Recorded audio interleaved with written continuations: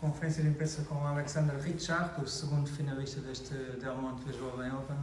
Alexander, congrats for the win, the 2 wins. Actually, a great day for you. How are you feeling? Tired. Yeah, it was a great day for me. I competed very well. I was able to play how I wanted to play, and very physical day. But the weather got in the way, so there's nothing we can really do about it. Yeah.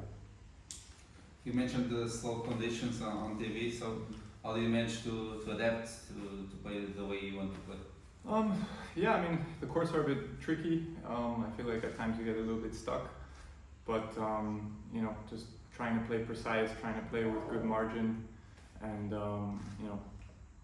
choosing big targets as well can definitely help keep you in the point, I'd say, on these courts. Yeah.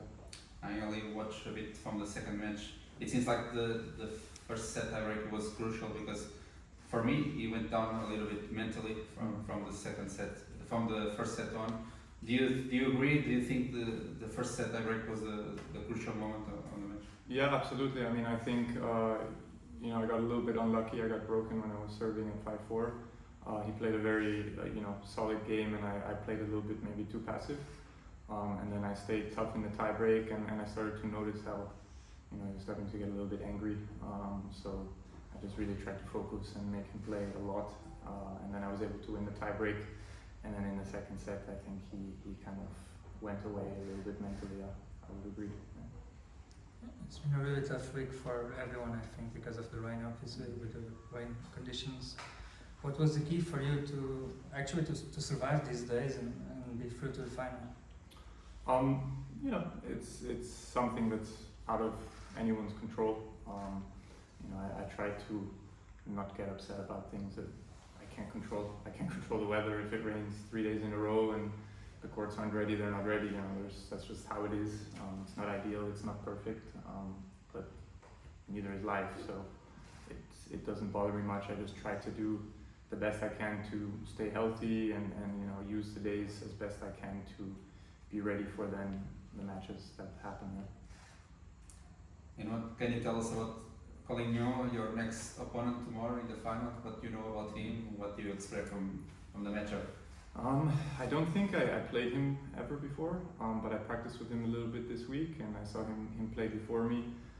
He looks mentally very tough. I mean, he looks like he will stay with me the whole match, and as I hoped in the final. And he looks very solid. He has a very good serve.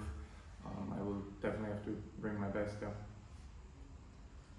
Were you expect to be in the final when you came to Portugal? Was that a goal for you? It's always a goal to you come to these events to win, so that's of course the goal. But I try to just focus match for match and see that I can play my game, improve my game, and learn from the wins and the losses. It's not the end of the world if you lose, and it's not a huge deal if you win or even win a tournament. So I just try to take it day by day. Yeah. And now, do you see your level at the moment? Because I think you are ranking-wise on your best level ever.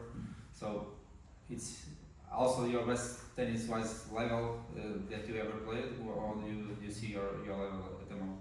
Yeah, I mean, I always knew that in the sense I had it in me to play this level. That's why I continue to play. I'm a little bit older. I'm 30, so I'm not like a up and coming guy.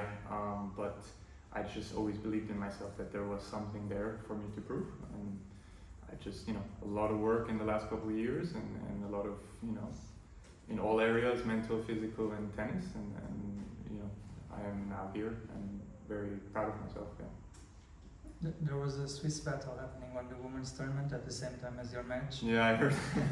It's not every week that you play combined tournaments, so do you take the chance to interact maybe with the players from the women's tournament? Do you talk?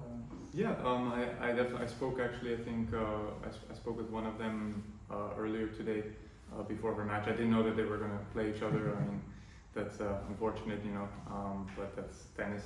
I'm not sure who won. Elena. Elena won. Was it close or? Yeah. Third set tiebreak. 3 hours. Never easy, to play someone from your own country, but they're both good players. They kind of play from what I've seen, they play kind of the opposite game from each other. One hits very big, and the other one, you know, counters and moves very well and defends well.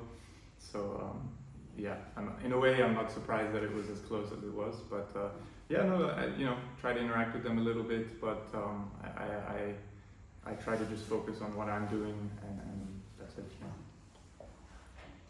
You mentioned your age. You said you are old. I guess you are not old yet, but you mentioned that. I know two guys from your country that played till long time. Of course, one of those guys still play. Stan and Roger, of course, are they like an inspiration for you in that department? Played too late in career. Yeah, I mean, for any Swiss tennis player, you know, Stan and Roger are, you know, an idol growing up. You know, it's a little bit difficult to, you know, it's maybe not so smart to idolize them because one of them has 24 Grand Slams and the other one has like 5 or 6. So it's like, you know, yeah, you try to get as close as you can, but those guys are legends, and you know, that's all you can say about them, honestly. Yeah, legends. Yeah. And what can you tell us about Portugal? I know that it's not your first time here in Portugal, but how do you like playing here in those clubs and in this country, the food? What can you tell us about Portugal? I haven't seen much of Portugal. I pretty much just do hotel in the side, but I will try to go to Lisbon after the tournament. I mean, it's very nice. It's quiet. I mean, our hotel is right by the beach. It's very nice. Restaurants and the food is very, very good, especially in the area of the hotel. You guys have these good like pastries. What are they called? Yeah. I don't know the name, but Pastéis de nata. Pastéis de nata. Yeah, they are very good. You know, I have to kind of hold back at breakfast. I like to eat them at breakfast, but I try not to. But yeah, that's about it. I haven't seen much, but from what I've seen, it's very peaceful there. Maybe to celebrate tomorrow night if everything goes okay for you. Maybe we'll see, but no, I'll definitely go to Lisbon and kind of wander around a little bit. I've heard it's a cool city. Thank you so much. Thank you so much.